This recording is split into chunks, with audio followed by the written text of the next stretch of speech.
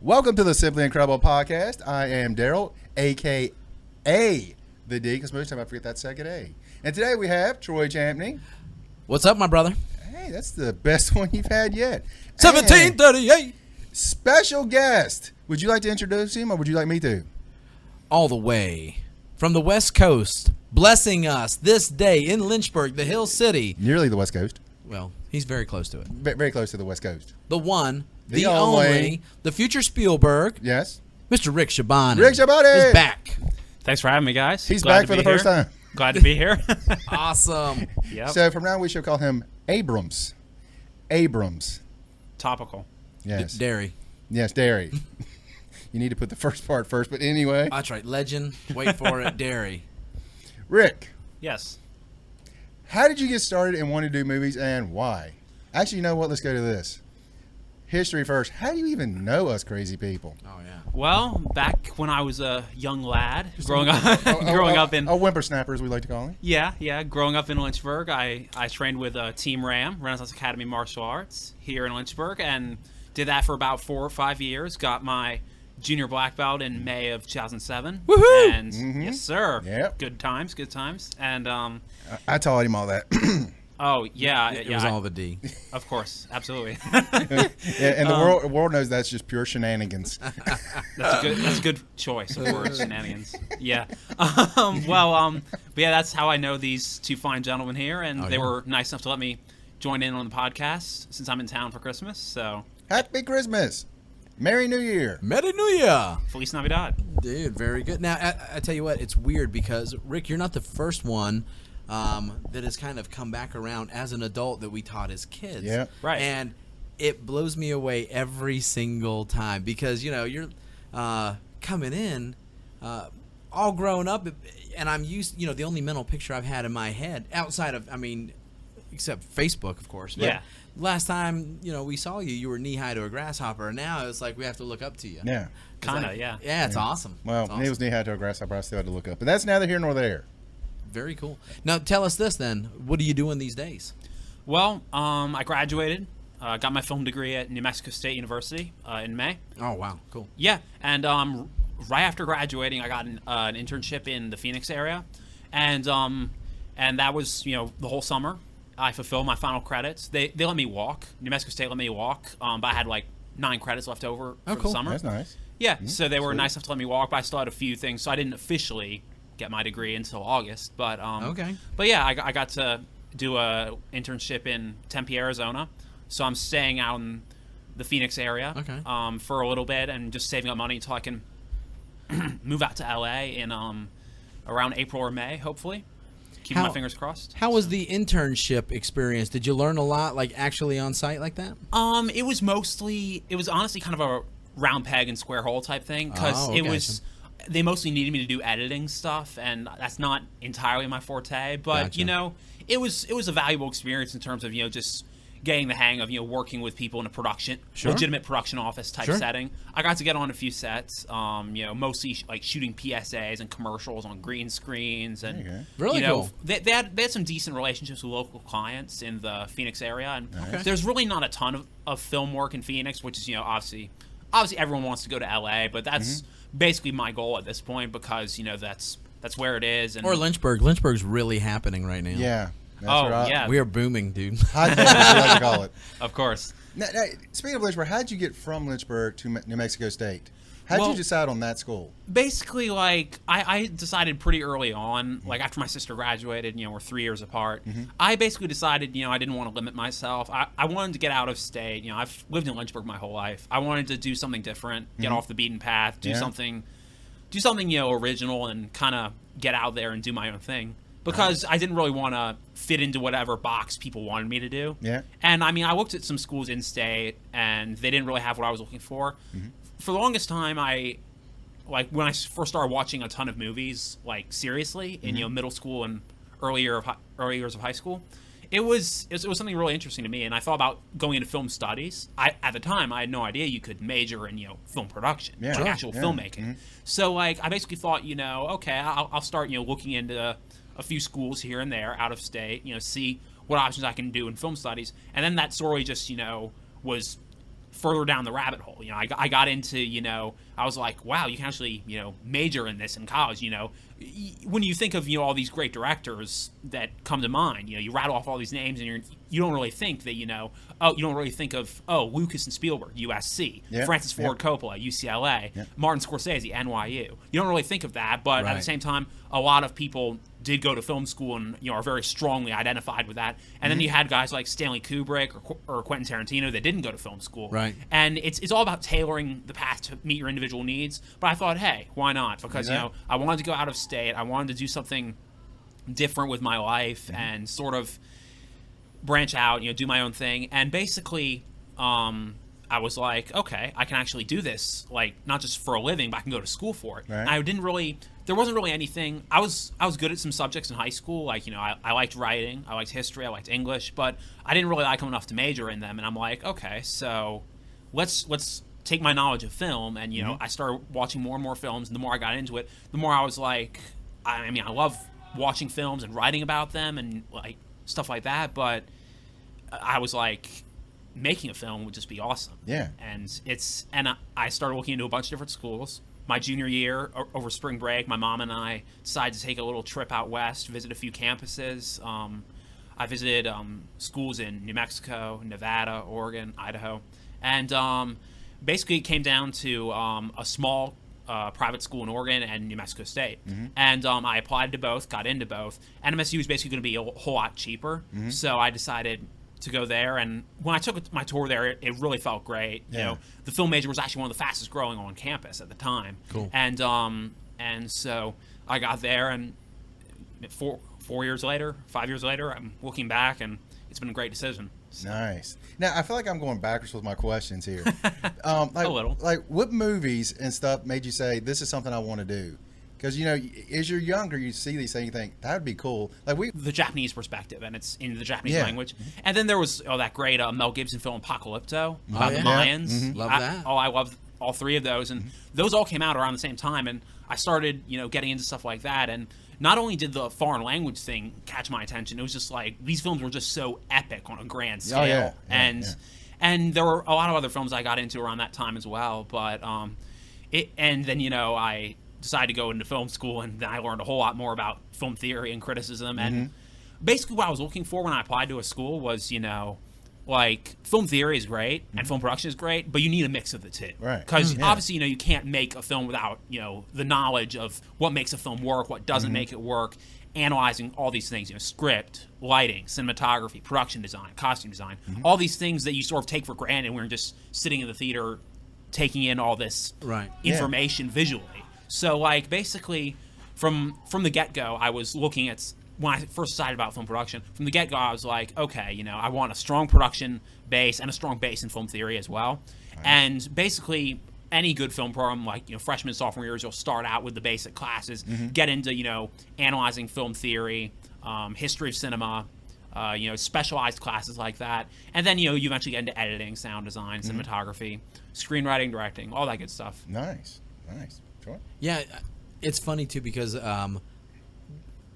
thinking about what would make somebody want to get into this, when you looked at it, as, seriously considering this as a career path, was there, a part of it that you wanted probably to look into originally more than others? Like, was it the writing, or was it behind the camera, the directing, or even the acting? I mean, or just saying, hey, I want to get my feet into all of it? Well, that's a really good question, and that's where film school really allows you to get creative with it. Because I've had colleagues and fellow students of mine at New Mexico State who came in saying, oh, I want to be a cinematographer. But by, a few years later, they were like, oh, I just want to do sound. I just want to do music, or once they started playing with it. Yeah, that's what film school is really good for, because you can try on all these different hats.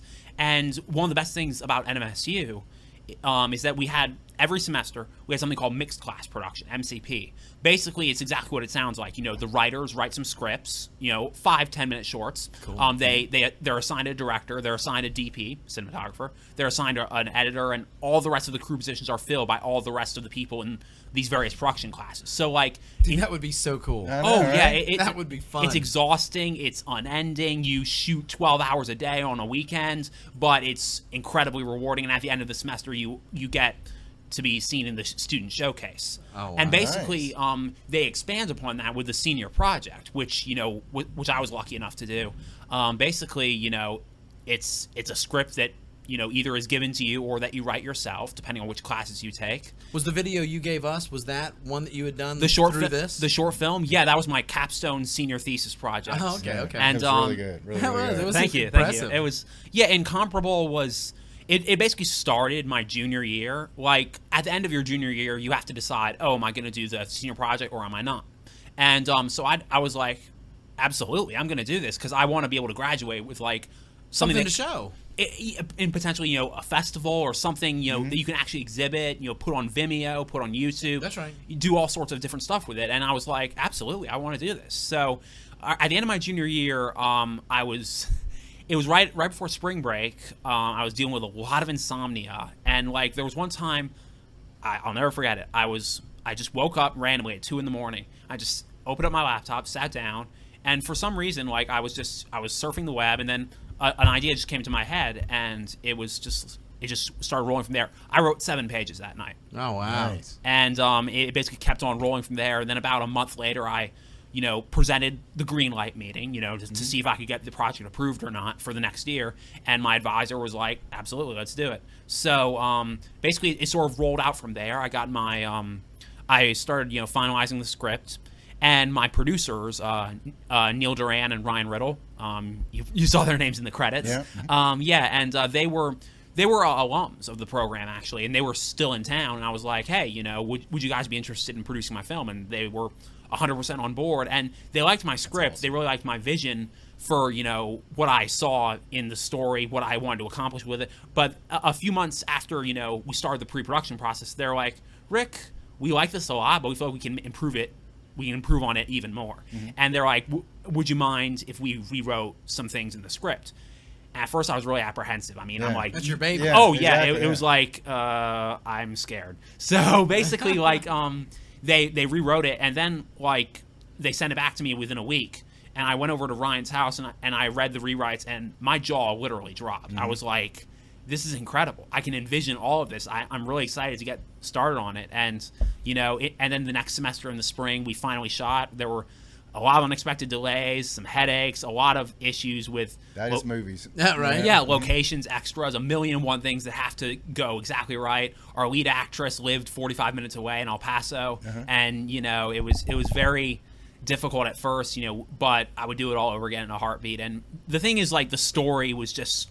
very personal to me. I don't know if you saw the special features on the DVD. Oh, yeah. I watched the whole thing. Yeah, it was something that, it was based upon, this one individual that I'd met and I got to know and developed a sincere friendship with, and I had known all the stuff that she had dealt with, and it was just, like, on one level, it was heartbreaking, it was inspiring, there were so many different emotions that were running through my head, but ultimately, that night when I couldn't sleep, I was thinking, about my friendship with her, and I was like, this is something that needs to be told. If it's a modified version, if it's a somewhat fictionalized version of her real story, then so be it. But I was like, she's incredibly inspiring. She's an awesome individual, and I just was very much, I felt very humbled to be able to do that, even if it was, an altered version of her actual reality, because her actual reality was terrifying, and it was something that I couldn't deal with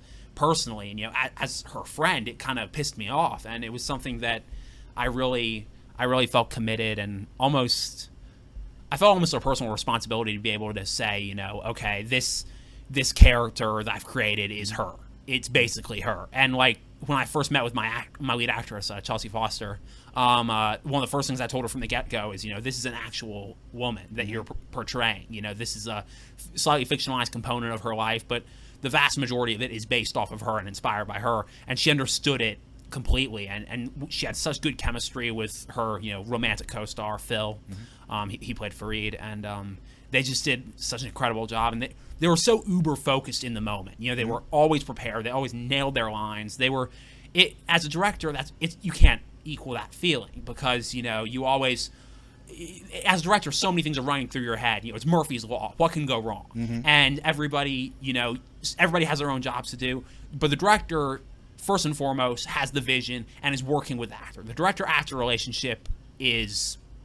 It's basically the heart of the movie. You know, the story comes out of that. The dialogue comes out of that. Everything you're supposed to feel emotionally is supposed to come out of that. And obviously, an actor and director have to really trust each other. And I was very, very lucky to have actors who genuinely believed in me and who were like, oh, Rick, you know, do you really feel like this is supposed to be the way it's supposed to work? Or should, you know, we do something different? And, you know, that symbiotic relationship is just, it's hard to equal that feeling because, you know, obviously it's great, you know, whenever you can trust someone, but to that level, because, you know, you're making a movie together. This is something that a lot of people could potentially see, and it's something that, you know, you have to trust them to bring out the best in you. As an actor, you have to trust your director to capture everything correctly. So the movie was around 20 minutes. Did you have one that was done earlier that was like a short of the one you actually did? Because it seems like I saw something on your YouTube page. We did like a rough cut trailer with like that's what I saw. With that's like different actors. Yeah. That was basically like a final project for a different class, like my directing 2 class. That had basically, I decided at the last minute, I'm like, oh hey, you know, my senior project is coming up anyway. Let's just shoot a little trailer. And ultimately, I wasn't super happy with that, but the film that I inevitably ended up making was everything that I could have hoped for. Obviously, you know, it's a short film. You're always fighting for things you don't get, inevitably. You always want one more take, but you don't get it.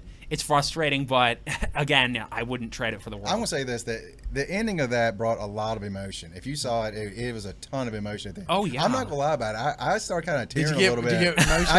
I did. I was like, this is ridiculous. What's going on? That's success right there, because, you know, you feel for the people in the situation, and just, I don't like the people that just pick on this one guy just because. Right. And that's what, you know, that's why we go to the movies. You know, we don't, obviously, you know, we want certain emotions based on certain things that we watch, you know, whether it's a certain genre or, you know, what we've come to expect from a certain director or writer. But, you know, the reason we go to the movies is to feel something and maybe, you know, just provide a little escape from our reality. You know, you could be having the worst day of your life. Your dog could have died. Your girlfriend could have broken up with you. And then you watch this incredible movie. And then we wrote a country song. and then you just watch this movie that you just get suspended in its reality, and it's just, you know, it's a euphoric feeling almost. Go. So do you think the film was as well received as you were hoping? Honestly, I would say yes. We had 2 premieres. One was, you know, the senior showcase on Friday night before graduation, and then we had like a legitimate Wednesday night premiere at the Rio Grande Theater in downtown Las Cruces. So basically, I was really happy with the reception of it, and there were a bunch of people that I invited that I didn't see there, and a couple of my friends had to leave early. But what really hit me was my 2 friends, Riley and her sister Haley. They're some of my closest friends in Las Cruces. I've known them almost since day one, and I knew they were at the premiere. And Riley texted me afterwards, and she was like, "Sorry, we had to leave early." And then the next day, I was walking through the student center, and I saw Haley, and she just jumped up, and she saw me. She smiled and jumped up, and she gave me a big hug. And she's like, "Rick, your film was the best out of all of them." And like that, it wasn't just. I knew she was being 100% sincere, and like that is neat. I was just like, wow. I mean, like, because again, there were so many things I felt I could have done better on that film, but to see it resonate that way with people who genuinely liked it, they weren't just, you know, sucking up to me. They were genuinely enthusiastic about something that I had created from scratch, and that feeling is just incredible. And an artist always, you know, feels that the artist is never.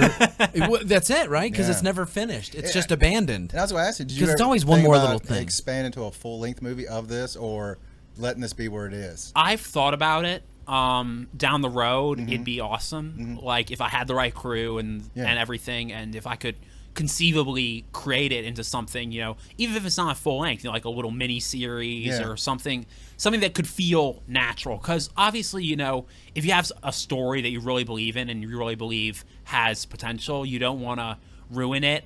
Like you always hear about, you know, prequels or sequels ruining something. And to some extent, if you have a short film that's really dynamic, it's not necessarily ruined by having it put to full length, but at the same time, you're understandably apprehensive about something like that happening because you don't want to force anything. Are you going to put it out there where people can see it?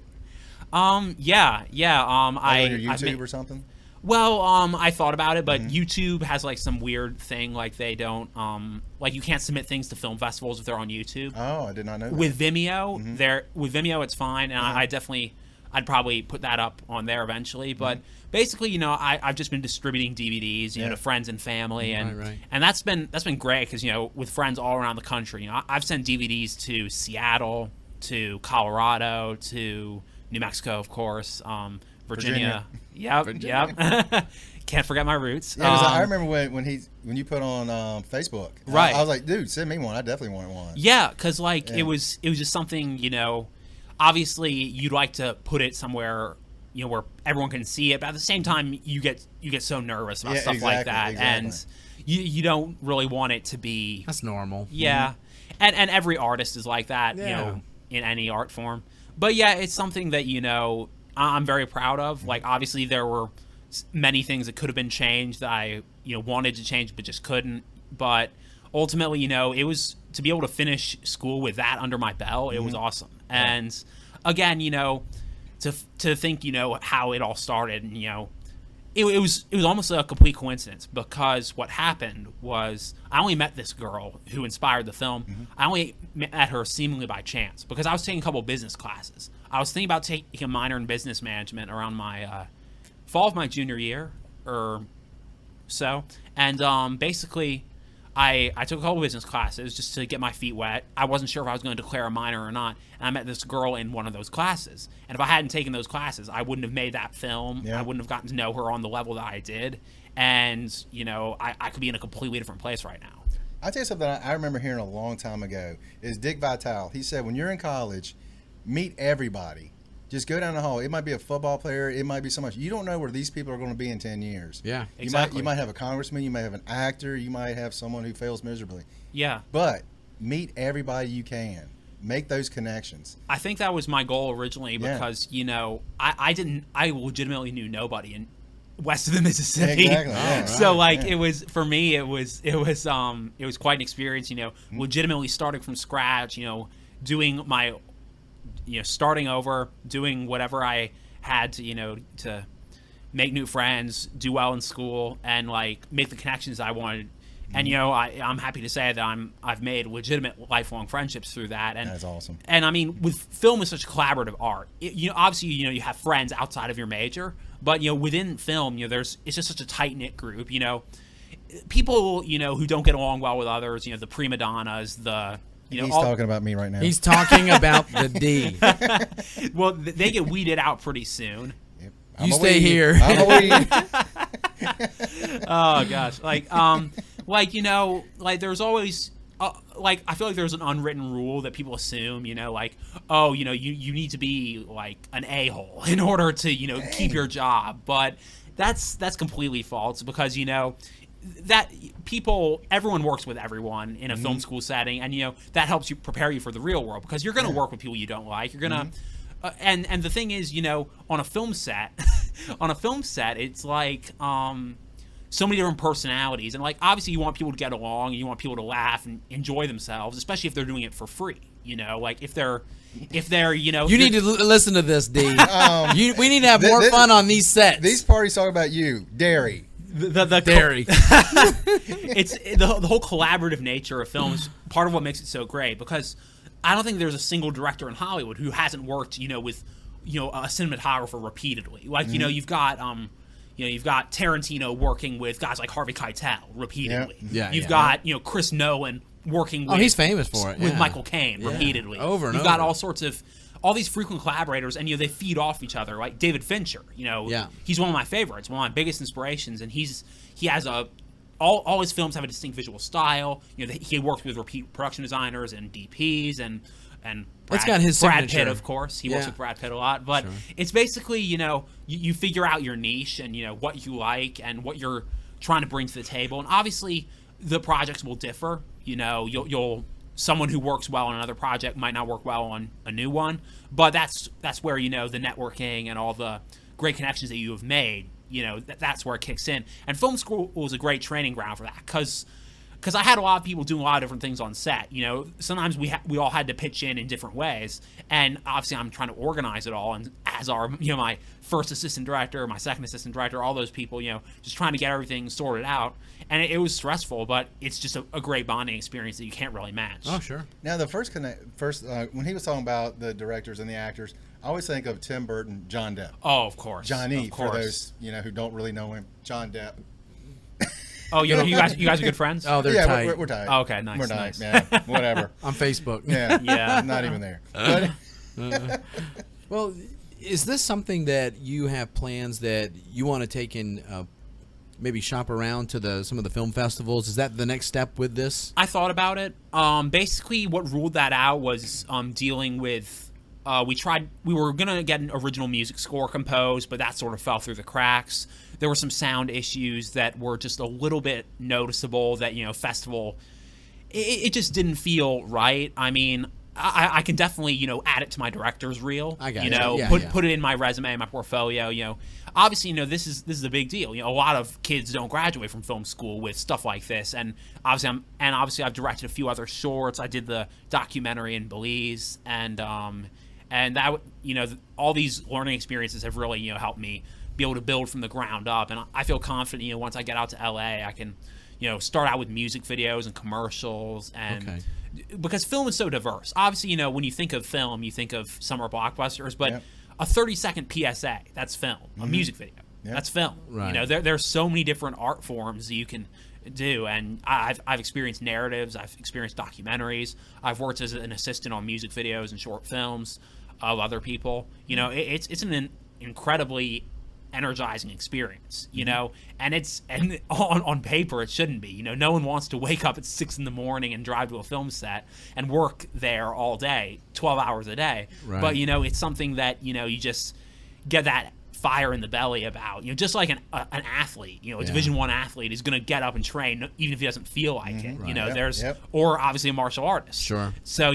that's something that you just get intensely focused, and you realize this is something that I really want to do. And obviously in high school I just kind of thought it was a pipe dream. I was like, I'd love to do this, I'd love to get out of Lynchburg, go to an out-of-state school and do my own thing. But I was like, really, can I honestly do this? I didn't want to limit myself, but I was like, there were just so many unanswered questions, so many doubts that I had. Sure. But if you conquer those doubts and just stay focused and take it one day at a time, I know sounds like a cliche, but there are so many opportunities out there in the world of film, and honestly, I hope I can inspire some people who want to do this, but feel like they can't.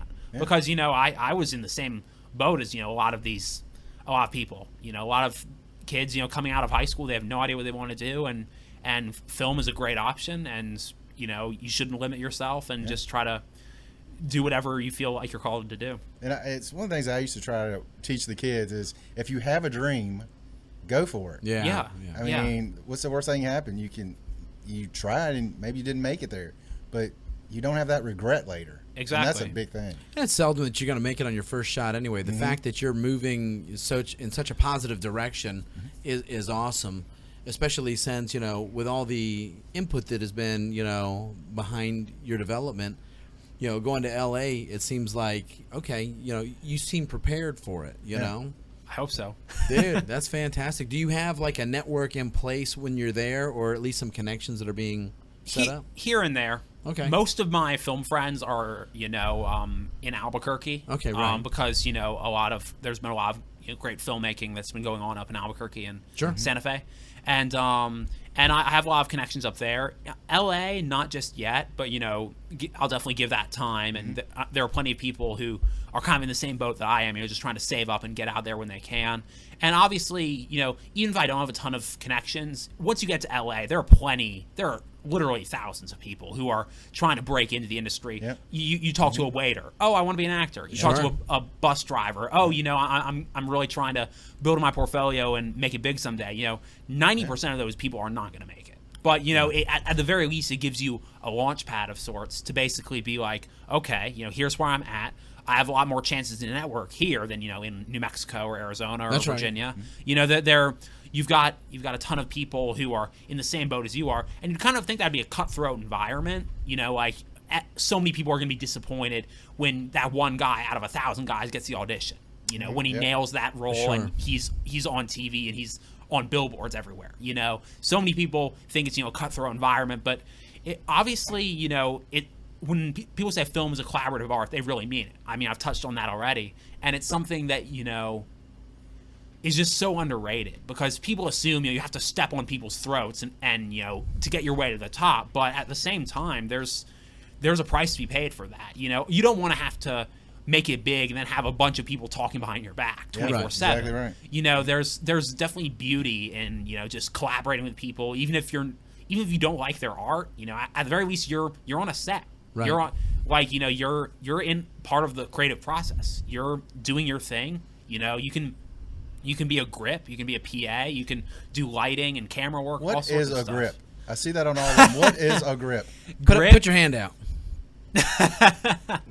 Wrong hand. Darn it. I shouldn't have said that in a room of martial artists.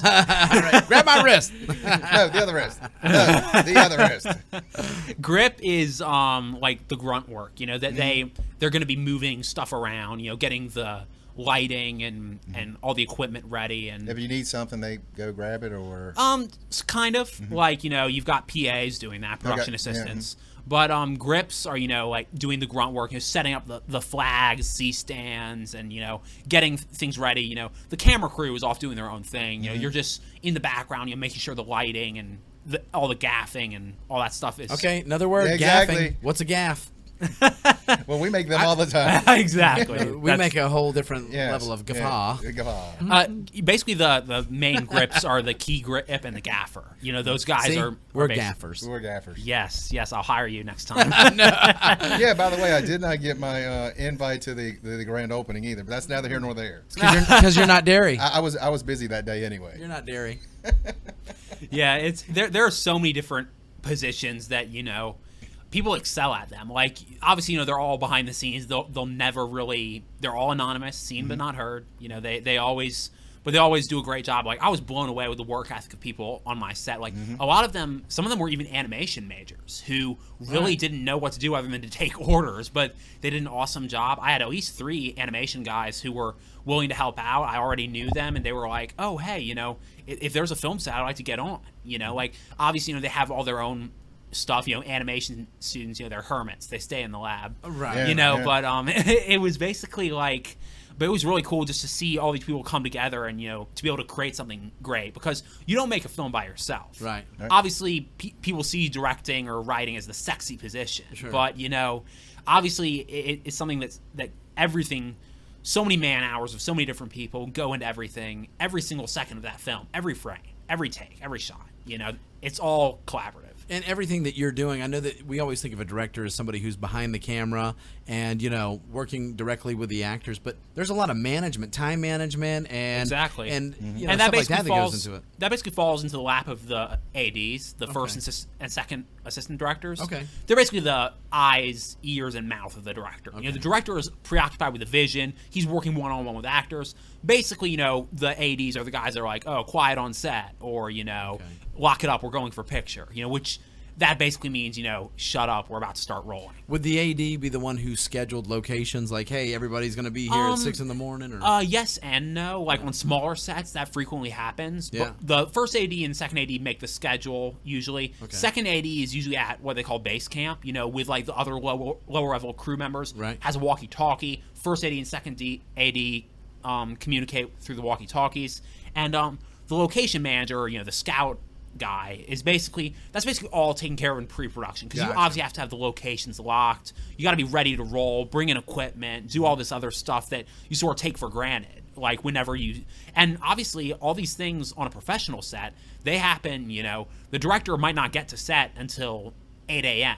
and the crew has already been there for 2 or 3 hours Setting up and getting exactly it all ready. you know, because you've got to be ready to roll when he's ready. Exactly. Now, in the So- chain of command, would it go director, and then the next level in the chain would be the first and second director? Exactly. And basically, I learned this the hard way my freshman year. If you're a PA, or if you're a grip, or if you're the lowest of the low, don't talk to the director. That's a good way to get thrown off set. Sure, because he's like, I don't have time for you. Or at the very least, you know, get talked to sternly, because, you know, it's not that they don't want your input, because a lot of directors are welcome to suggest, or they're open to suggestions. But at the same time, you know, chain of command, hierarchy rules, you know, that's right. It's not a democracy. It's a dictatorship. Right. So basically, we call that a Ricktatorship. Yes, of yes, course. exactly. Basically, like, the first and second ADs run the show in terms of day-to-day operations. Like, the director is occupied with the vision. He's working with actors. He's, specifically focused on stuff like that, and he'll consult with the ADs. And basically, like, one thing that I always have to explain to people is, lights, camera, action, that does not exist. That they say something completely different and a lot more elaborate. Basically, once everyone's ready, once the shot's set up, basically the first AD, like I said before, they'll say, lock it up. We're going for picture. And that basically means, shut up. We're going to see if we can roll or not. And then they say roll camera, roll sound, and they respond basically. And then they say quiet on set, and then the first AD says end, and then you say action. So basically, you're behind the camera, just sitting in a chair, kind of like what I'm sitting in here, and you're just looking at the monitor. You got to be focused on the frame, making sure equipment isn't in the shot. The boom mic, always problematic. The guy holding the boom mic, there's a good chance he'll be in the shot, or a shadow will be in the shot. You got to be meticulously careful in terms of how you frame everything and how the lighting works. It's the whole composition of every single shot has to be very exact. And it's on the director's shoulders. If it's not, it's your fault. Yeah. And there's basically you're just sitting there looking at the monitor, and everything has to be picture perfect. Everyone has to be quiet, phones off, everything has to be perfectly quiet, and then you just say action. From then on, you're in control, and then if you don't like it, say cut. And then, after the specific scene ends, you can say cut too, obviously. Okay. Now, it's all about, being in the moment, being in control of what you're seeing and what you like or what you don't like. As that's what's going to end up on the final cut. That's exactly what you're hoping for. Yeah. Now, hopefully we'll have a bunch of different takes to choose from. Yeah. What about a producer? I've always seen producers on here, and I'm always kind of fuzzy. What exactly do they do? Producers are the business people, basically. They deal with funding. They deal with, general oversight. They work with, budget and with, pre-production concerns. They'll work pretty closely with a lot of different people. Obviously, a lot of directors are producers. Okay. And a lot of producers are directors. Mm-hmm. But, there's a lot of, small production companies that have producing partners. And, you'll have people that they basically go out and secure funding. They'll and they're basically the guys that, like executive producers and executive producers. They're all the business people. They're the suits. They have, the knowledge, and they know how to work with all sorts of different people. Basically, if I'd say that's basically what your personality has to be. If you work well with a lot of different people, if you're good with numbers, if you can have a lot of stuff on your plate, and especially in pre-production, because a lot of what pre-production is just preliminary stuff, planning, getting all these things sorted out before anybody gets a camera on set. Now, normally I see if I do happen to recognize a producer's name, I always kind of assume they've got a lot of creative input. Is that Yes and no. Like, they deal with the production company and budget, so it's not as glamorous as a writer or director would be. Gotcha. But obviously it's the director's film, and obviously there's a lot of stuff you can talk about with the writer-director relationship. But the director-producer relationship is basically like, the producers are basically like, okay, you've got creative control as long as you're staying within budget, as long as you're Gotcha, not firing actors left and right. As long as you're dealing with things in a appropriate manner, as long as things are under control and nothing is going to come back to bite us or the production company, they'll be on set sometimes. They'll deal with, obviously it depends on the size and scope of the film.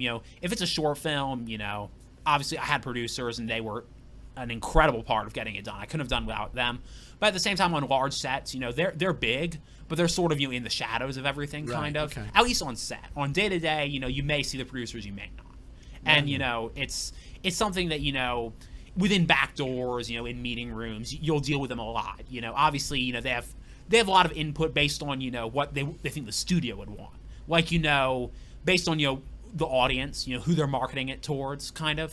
Right. Because obviously, when you think of a production company's image, you think of 20th Century Fox, you think of Disney, you think of Pixar, you think of MGM, all these different studios. Have a certain not niche, but they market to certain audiences, and the producers have a large say in that because the producers are involved with the smaller production companies, the ones that the directors are part of, like you'll see, Universal Pictures presents in association with blank. There are a ton of different companies involved on any specific film, and usually the funding is coming from a lot of different sources, but obviously the big studio has creative control over it. They're gonna market the film, they're gonna make sure they're gonna supervise a lot, as well as the director through editing and sound and music and all the post-production stuff. So basically the producer is involved from the very beginning to the very end. Now editing, who works all on editing? And you see editors written on stuff. Now director to editor, does that do they work hand in hand? Does he tell him like you got to Absolutely. cut it here? And on my experience, I had an absolute nightmare because my first AD eventually had to become my editor because my first editor quit on me. Oh wow! So basically, it was an unfortunate situation that we had to immediately rectify. We had deadlines to meet, and I'm just like, dude, you've done a ton of stuff on this. I really appreciate it, but we've got only a few more weeks to we got to get it cut. Exactly. We had some serious pressure, and obviously his name is Daniel, and he did an incredible job for us. And basically what happened was to answer your original question, the director and editor relationship is very important. Obviously on a professional set, you trust the editor a lot more because they're experienced, they've done a ton of stuff. This isn't their first rodeo. They basically a lot of times you'll just send off the footage. The director has to watch the dailies, obviously, has to watch the takes from every single day, and decide which ones he likes, send them to the editor, and then they'll get a reasonable approximation of what they want. And then you'll communicate with your editor, you'll talk, you'll look through all this footage and see how it's going, and basically you'll get rough cuts, then finally you'll get to a final cut. Cool. And so the editor, director, I mean, you have to have a really good editor because editing is a very precise art form. Yeah, if you don't have science of that. It really is. I mean, back in the day before computers, it was a mind-boggling job. Because they actually had to scissor cut the film. Exactly. Yeah. It's something that you always take for granted unless it's bad. Kind of like in football, if your punter is bad, no one's going to notice it until it actually happens. So, yeah. What do you He doesn't know football, by the way. Because the whole thing you were talking about, I was just drawing comparisons to football the whole time. You got the head coach, and you got the offense, defensive coordinator, special teams coordinator, and that's a great analogy. And he's overviewing everything. Then you got everyone underneath, and you don't talk to the coach unless you're the star of the team. Right. Yeah, you'd be running laps. Yeah, that's what you need to do, Rick. When that guy comes up to you, make that him grip, run laps. he needs to run laps. Yeah, don't fire him. Make him run laps. He won't do it again. I promise you. Hey. Carrying all that equipment is exercise enough for a grip. Trust me on that. Well, then that's it. Then he will make sure he keeps carrying equipment. He's carrying more Can't equipment. talk to exactly. the Rick. Yeah. Exactly. How dare he? Dude. I can't believe we're even talking to him. I'm getting paid a lot of money to talk. Not one, but nope, not one. Yeah, not one. It's been like again, a lot of people have sort of a very layman's perspective until you actually see it on an actual set. I mean, it's really great because you can, like those photos I was telling you about on the page. My on-set photographer did a great job in really encapsulating the spirit of the set. Showing whether we were carrying equipment or intensely focused, or if we were just having a laugh or grabbing a snack in between takes. It was a really great environment to be in. And a lot of times I was really stressed out, and sometimes sometimes there was conflict. Sometimes there was we were behind schedule. One time we didn't get off until 2 a.m. But it's a process, and the final result is all the more rewarding when you've lost so many hours of sleep over it. Yeah. I lost 20 pounds my final semester. Did when I was you directing really? that I film. need to go into that because I need to lose some weight. You need to be a director, I D. do. The I'm irony trying to was, direct this right now. So you keep messing it up. The irony was that it's a 20-minute film. And Wait I a minute, lost it's 20 PZ's pounds. fault. Oh, right. Yeah. Hey, I know what it is. Next time you talk to me, you got to run laps. Oh. You got to talk to Rick to go through me, man. So Rick, tell him to shush. He's the director. Well, let me ask you this: how long did it actually take you from on set? Because I know there's a lot of pre-production stuff. What's the time behind scenes, and then how much time on set? Shooting days, we only had like 5 or 6 shooting days. Oh, okay. That's So, like, we had, and a lot of them had to be rescheduled. Like, there was one time our sound guy didn't show up. Wow. And we had to apologize to our location guy, like the guy who owned the bookstore, Mm-hmm. and we're just like Embarrassed. we tried calling the guy 4 or 5 times, and it just What did he say when you finally got in touch with him? it was crazy. Like, but he didn't get back on the set. I was just like, yeah, he well, flaked. he actually wanted to come back. He was profusely apologetic, but I'm just like, dude, you've got to learn from this. I mean, in the real world, this will not fly. You know, like it was a difficult decision, but we had other people fill in, and the rest of the time it was smooth sailing. But there were a lot of scheduling and location issues, and sometimes we obviously some of our colleagues that they had not necessarily left a bad reputation, but obviously when you're making student films on location and people are nice enough to let you shoot in their business, all sorts of pitfalls can come from that. Oh, sure. And luckily we were able to not burn any bridges or anything like that. So I remember when I was Chris Ashworth. We all know Chris. Oh yeah. He filmed a little thing in Roanoke, and I remember they filmed at a little restaurant. The restaurant was still open. Yeah. And they were kind enough to let them film in the front booth, and I was like, I cannot believe they're letting in the middle of the afternoon. That's a neat and idea, right? letting them work. And and I was sitting there watching like, this is amazing. And you saw the locations in the film. There's a coffee shop. Yeah. It was actually a brewery that we made into a coffee Really? into a coffee shop. Yeah, right on University Avenue. And and cool. we had a bookstore. We had really tight spaces. That was a really cramped set. We had a bookstore. We had several exterior locations. We had Yeah, we had I know that one like right at the very end, outside on the street. That was right outside of an art gallery, right down the street from where I lived, actually, at the time. And my friend's boyfriend, she, they owned the art gallery, and they were nice enough to host a benefit. Like before filming started, we had like a donation benefit, like a bunch of an open mic, basically, where you could donate to the film. That's awesome. And it was great, cool, yeah. And they were nice enough to let us film there a few weeks later when we had to have a scene, when in the acoustic show, the scene at the very end. And basically there were a bunch of other locations that we had to nail down, but it was a little difficult at times because we had to get people in the background lined up right. We had to make everything look natural in the frame. Sound was sometimes an issue. The scenes outside at the very end, that was right by a set of train tracks. Really? So say the time in between trains. We almost had to do that, and like there was some audio that towards the end that we couldn't use because it was basically the train was like a quarter mile away and we could hear it and we couldn't hear the actors. So there was a lot of stuff like that we had to deal with, but ultimately it really worked out well. And of course we had that fancy restaurant scene. That was the one where it took till 2 a.m. to get out of there, but ultimately the locations were really great to film in, and it really enhanced the atmosphere of it, the lighting, everything just felt very cinematic. And now, is there any chance that you'll do something later on that, let's just throw that out there, that me and Troy can be extras in? He said if they need some ugly extras, we're it. We fit right into that. Hey, you guys will be the first ones I call. Yeah, I don't think he has my number, but that's now what.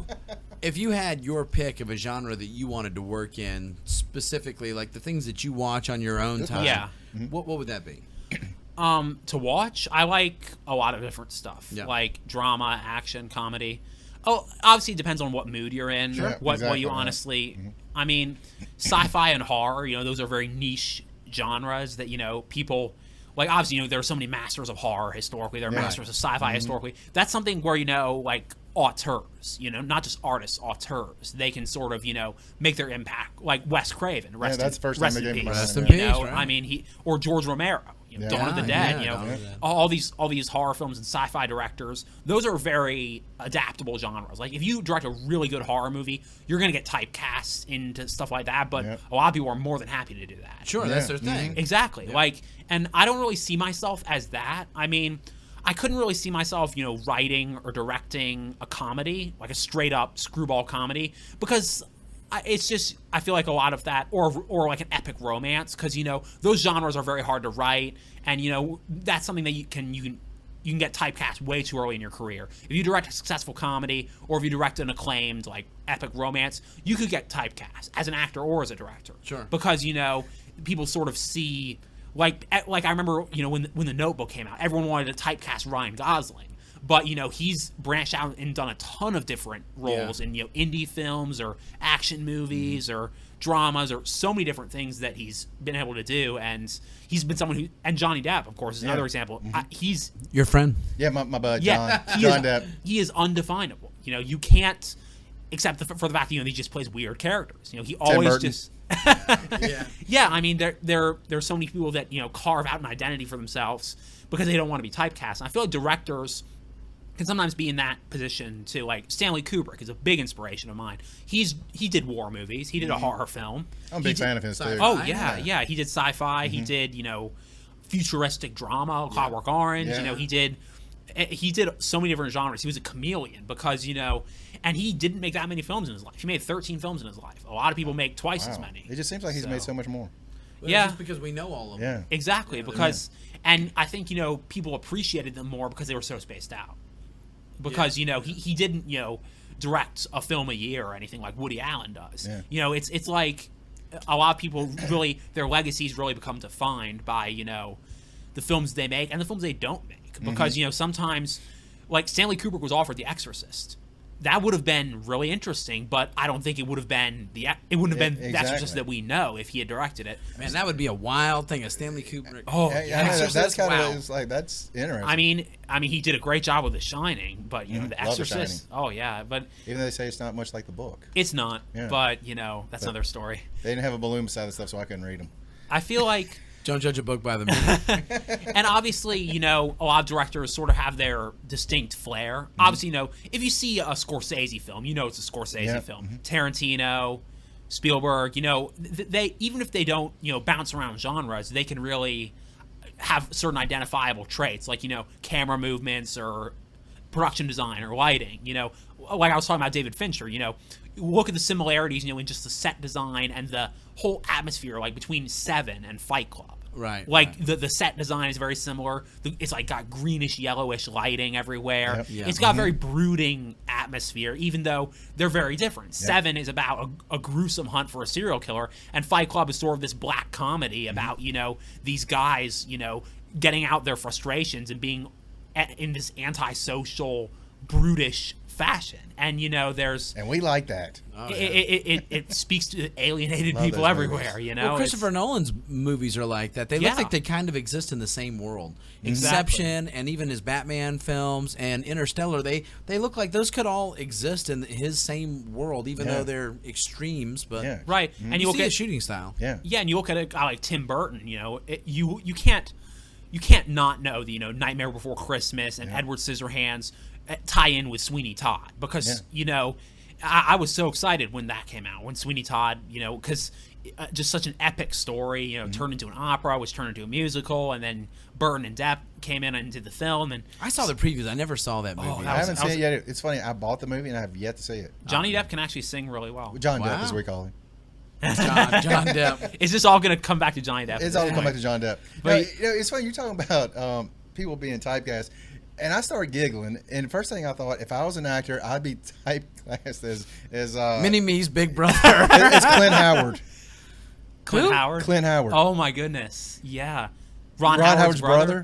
He's in like 1,000 movies. I'm like, that would so be me. Dude, that's rough stuff. That's why I started giggling. Like, that would so be me.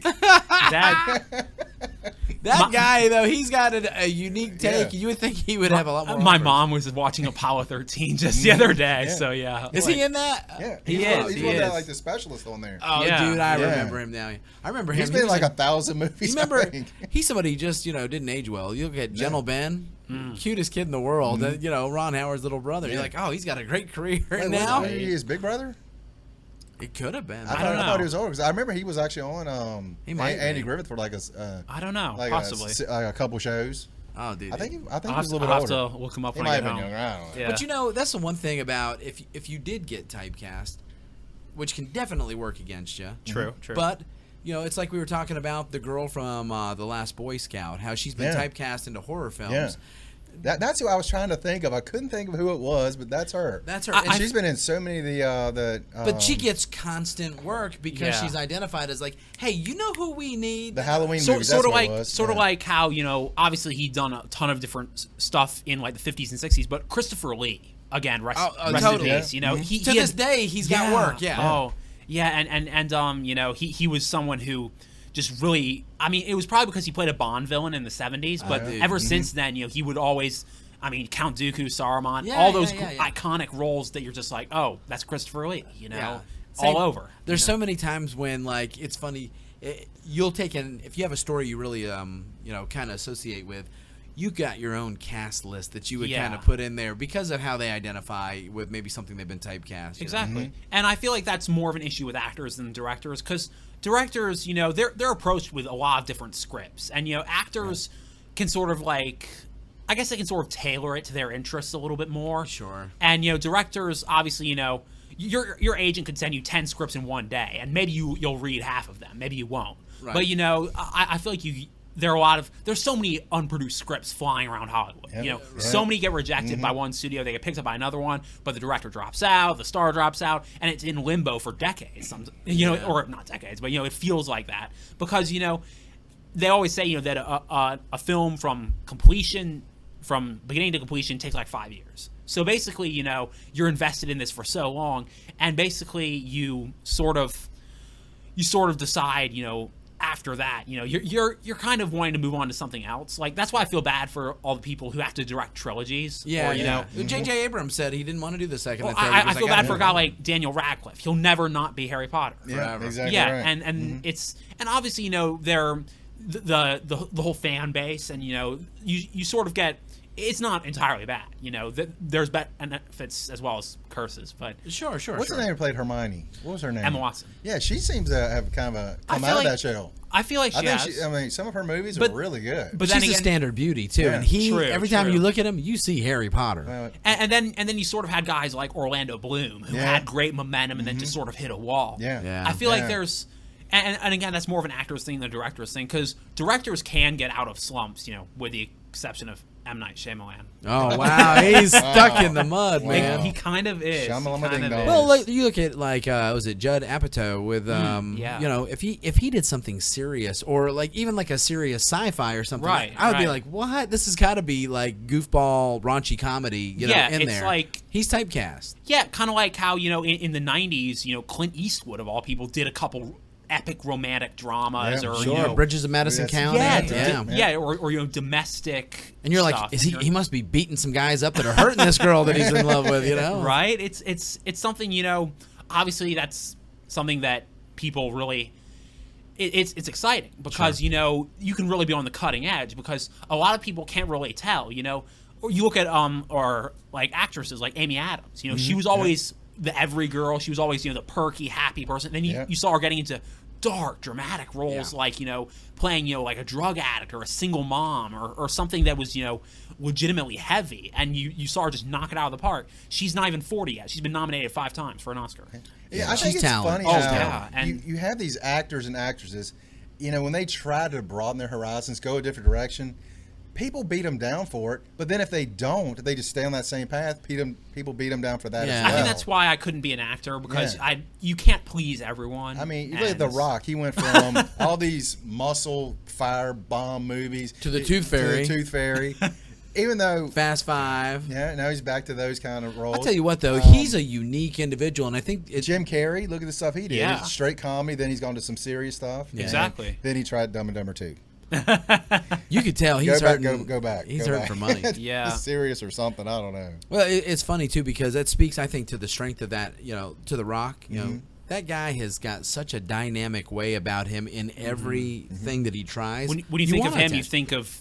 And when you think of him, you want him to be on screen, because he's just got that unbeatable swagger. You want to watch. You want to watch no matter what he does. It's like, for the longest time, I think Will Smith was that guy. You know, you know, if he was on screen, I'm buying a ticket. Exactly. And he's kind of hitting a wall right now. He's trying to find a little thing. And he's got concussion coming up, and I have no interest in it. Yeah. And I love football. What, the story though is good, but it's still hard for me to see him playing that.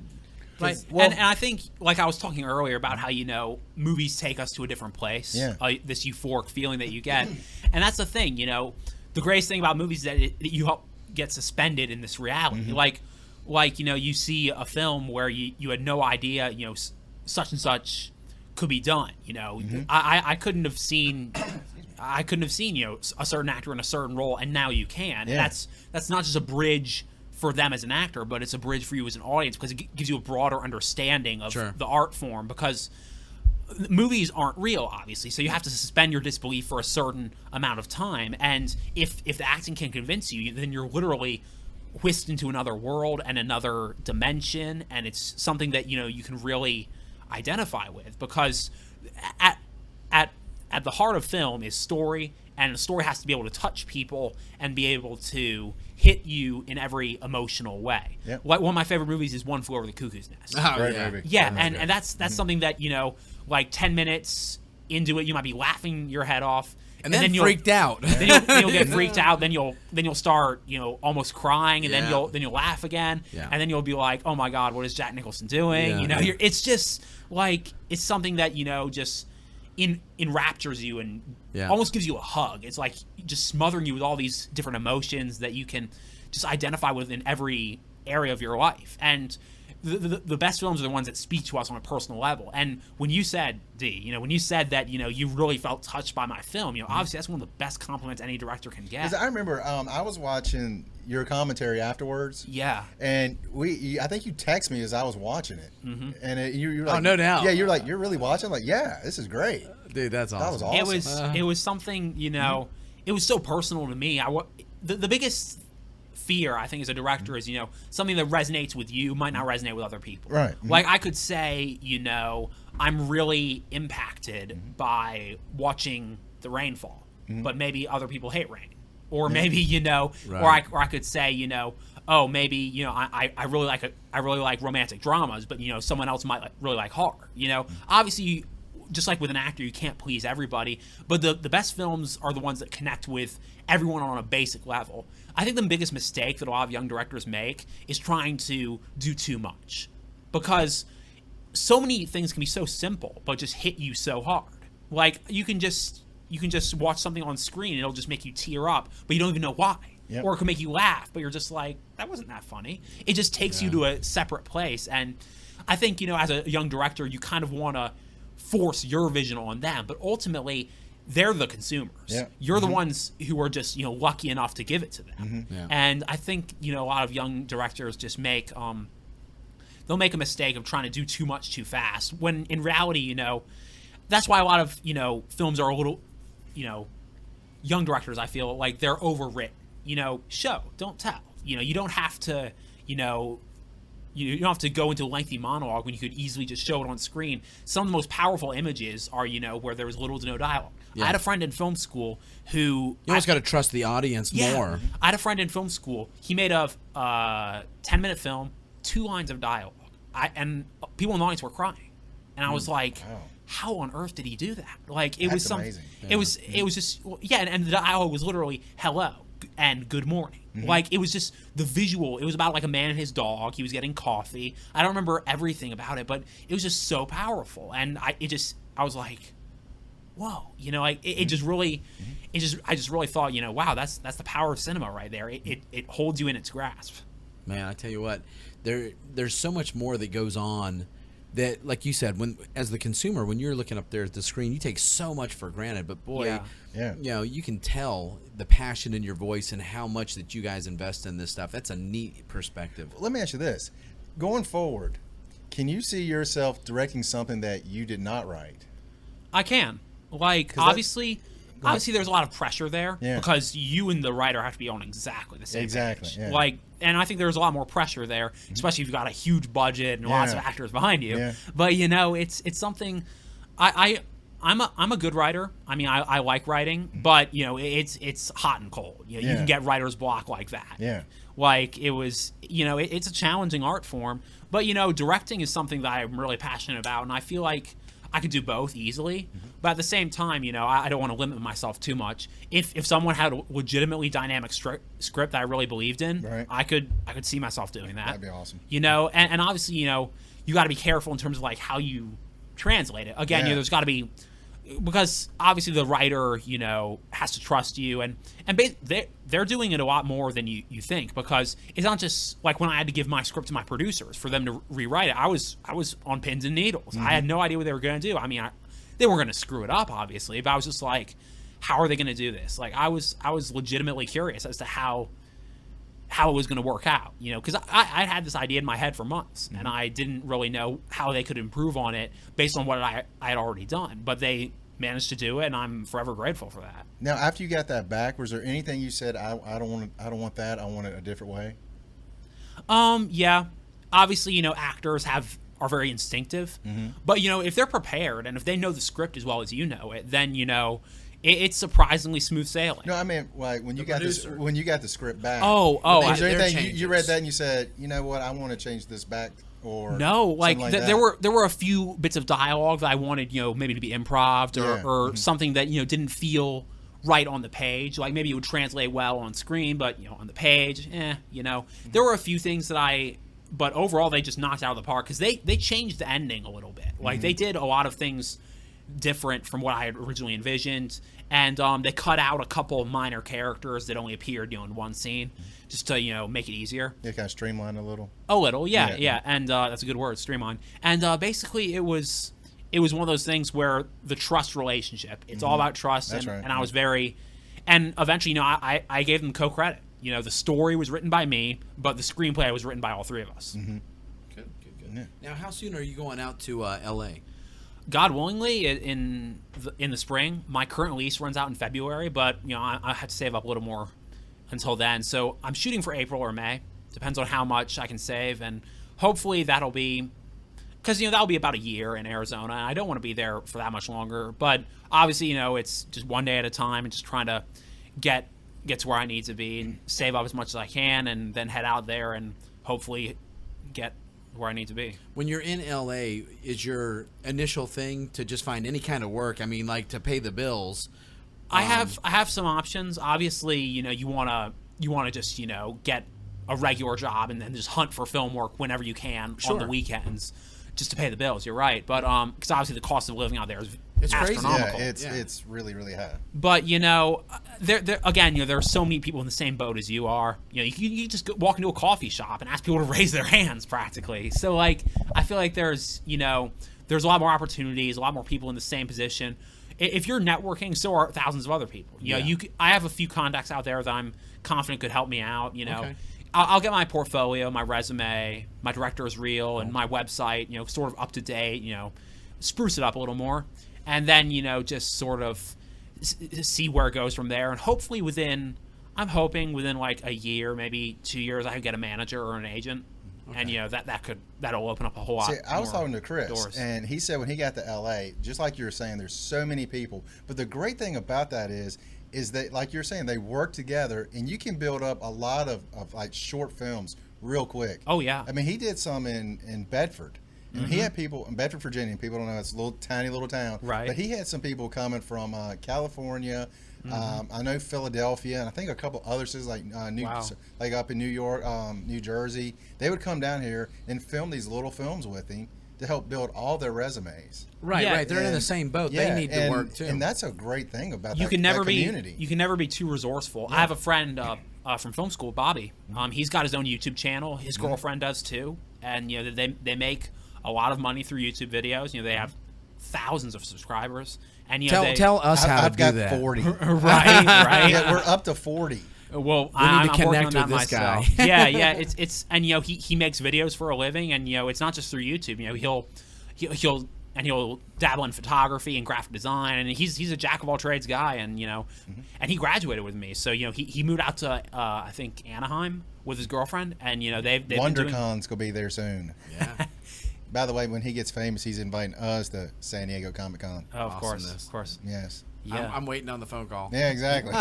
Stay classy, San Diego. Stay classy. Yeah, it's you know there's a lot of opportunities. You know, again, just strength in numbers, like you were saying, D. You know, it's something that so many other people, you know, are struggling to. That they want to get that big break, and you know, a lot of people get lucky, and you know, there's a way to do it, and you know, not everyone can follow the same path, but again, you know, you just keep grinding and keep doing what you do, and hopefully good things will happen. Like you say, the biggest thing is just talk to people. Exactly. I mean, the more people you talk to, like that web grows. Sure. Right. Before long, Maybe you know someone who knows someone who knows someone, and that's your connection. Exactly. Now, while you're home, are you working on anything, or are you just actually enjoying some downtime, with family and friends? I'm enjoying some downtime. Obviously, seeing a lot of family and friends. I'm going up to D.C. to see the grandparents on Christmas Day, and then the day after that, I'm flying back. So on Saturday, and basically from there, just again working different jobs and trying to save up as much as I can.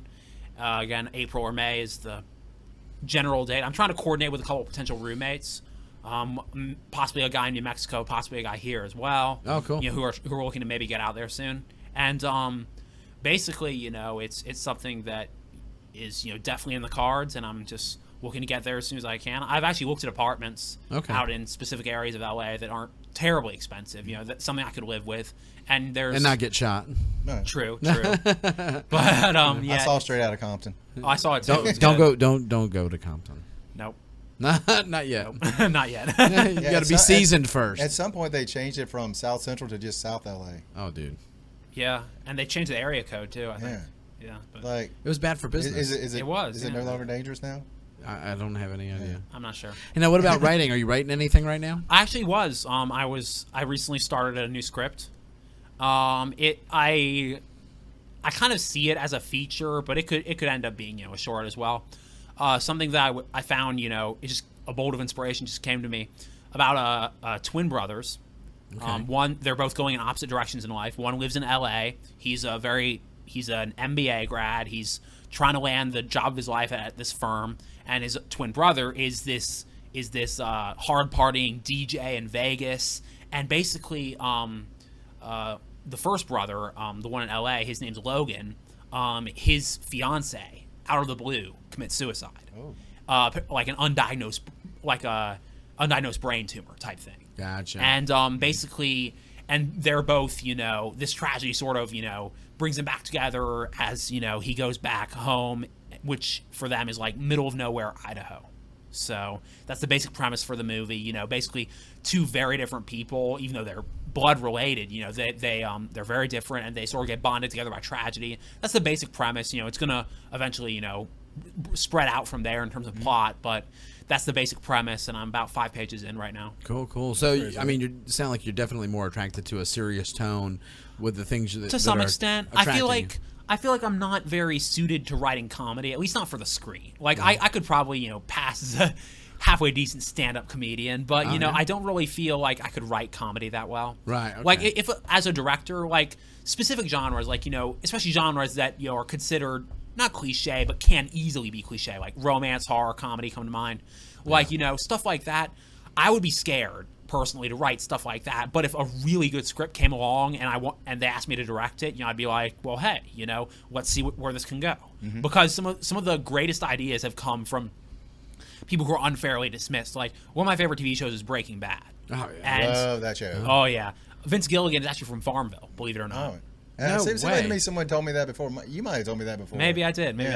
But yeah, that show. I've seen it 5 times, the whole thing, and it's phenomenal. And the thing about that show, like, it was completely dismissed by most of the studios. Mm-hmm. Like, so many people were just like, "Why would you take the hero and turn him into a villain? Why would you have a nice guy chemistry teacher all of a sudden cook meth?" Yeah. Like, it's a crazy concept, but it's brilliant. It really is, Yeah. and it's something that nowadays we accept as a classic, even though 10 years ago he was going to be laughed out of the meeting room. Like, I think the president of Sony once said, "Oh, this is one of the stupidest ideas I've ever read," and eventually it became so indelible in the pop culture pantheon. Oh, dude, yeah, it's part of. I mean, the reason why AMC is getting carte blanche with anything they want, because with that and The Walking Dead, it's like, what else you got? Well, it was basically Mad Men originally, yeah, and then Breaking Bad, then Walking Dead. Forgot about Mad Men. Yeah. Oh yeah, great stuff, and it's definitely some of the craziest things have happened. When someone just refuses to give up and just continues to do whatever it takes, because Hollywood is you get knocked down so many times. Oh. Yeah. It's an industry of ups and downs, caverns, valleys, all these mediocre metaphors for life. So many things happen that you don't plan for, and obviously it's nerve-wracking. You obviously there are so many things that can go wrong. There are so many things that can go right, and you never know what's around the corner. Right. So ultimately, all you can do is just keep trying and do your best, and hopefully it finds an audience. Yeah. What did Rocky say? It's not how many times you get knocked down. Gotta get back It's how many times you get back up. That's right. Exactly. Gotta have thick skin out there, but you know what? I think you've got what you need, man. Yeah. Appreciate You're that. ready. Yeah. Yeah. Those old martial artists, they really taught you well. Yeah. I'm the young martial artist. I don't know who you're talking about. Well, that's why I said the old ones. That was me. That was right. Yeah. Well, I tell you what, man, I've learned a lot about Yeah, me too. you know what it is that you guys are. Yeah. I mean, I just trying thought to you just sit there and just do something. Oh yeah, it's been educational. Yeah. Plus, I tell you what, I'm excited for you, man. I can't wait to see what the next step brings for you. You know, Yeah. We'll definitely be watching all the And- developments. I mean, on the edge of our And seats. you are always welcome on the Simply Incredible podcast, starring the D and maybe Troy. and chop liver. And Chop Lever, he didn't even show up tonight. Yeah, thanks for having me. Yeah. It's been a real pleasure. Now, next week, Christmas week, are we off? That's up to you. I mean, I really have nothing. Well, I'm usual work schedule, but I'm going to collaborate with the second director. Mhm. I'll get back with you in the yes, meeting. yes. Let me know what the wife says. That's the first director, dude. You're talking to the second director. Yeah, my Xbox was like, Daryl, just get away. And also, big week for you coming up. You got Star Wars that you can Star finally Wars get to tomorrow, and so far, What? no spoilers. And there's only one more chance for spoilers, and that's tomorrow at the comic book shop before I go. Greedo That's shot the first. see. last- Yeah, Greedo. Yeah, there was Loser. no Greedo. It was Cubert. I'm telling you, it was It is Cubert. Cubert. The green Cubert. It was Cubert. Anything else, guys? No, I'm good, I man. think I'm Excellent, good. guys. Thanks for being on. My pleasure. Troy, as per usual, thank you. Thank you, bud. Appreciate you having me on. And we are out. Have an incredible week. Merry Christmas. Merry Christmas.